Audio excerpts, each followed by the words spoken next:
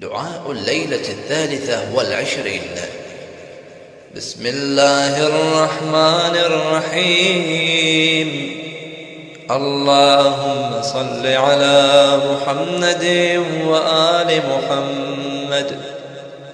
يا رب ليلة القدر وجاعلها خيرا من 1000 شهر، ورب الليل والنهار والجبال والبحار والظلم والأنوار والأرض والسماء. يا بارئ يا مصور يا حنان يا منان، يا الله يا رحمن، يا الله يا قيوم، يا الله يا بديع، يا الله يا الله يا الله. لك الأسماء الحسنى والأمثال العليا والكبرياء والآلاء. أسألك أن تصلي على محمد وآل محمد، وأن تجعل اسمي في هذه الليلة في السعداء، وروحي مع الشهداء، وإحساني في عليين، وإساءتي مغفورة، وأن تهب لي يقينا تباشر به قلبي، وإيمانا يذهب الشك عني، وترضيني بما قسمت لي. وآتنا في الدنيا حسنة وفي الآخرة حسنة وقنا عذاب النار الحريق.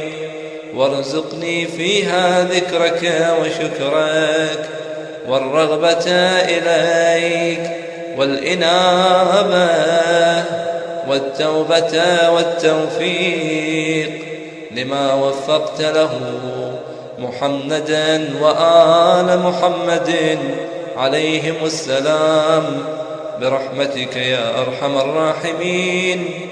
وصلى الله على محمد وآل محمد. وروى محمد بن عيسى بسنده عن الصالحين عليهم السلام قالوا: كرر في الليلة 23 من شهر رمضان هذا الدعاء ساجدا وقائما وقاعدا، وعلى كل حال، وفي الشهر كله، وكيف أمكنك ومتى حضرك من دهرك.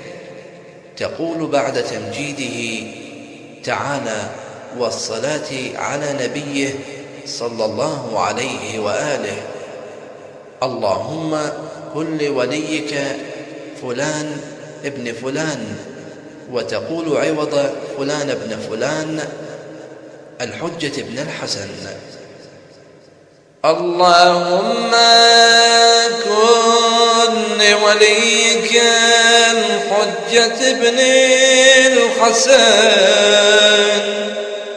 صلواتك عليه وعلى آبائه في هذه الساعة وفي كل ساعة، وليا وحافظا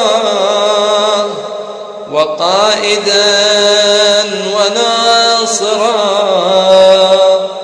ودليلا وعينا، حتى تسكنه أرضك طوعا وتمتعه فيها طويلا. وتقول أيضا: يا مدبر الأمور، يا باعث من في القبور، يا مجري البحور،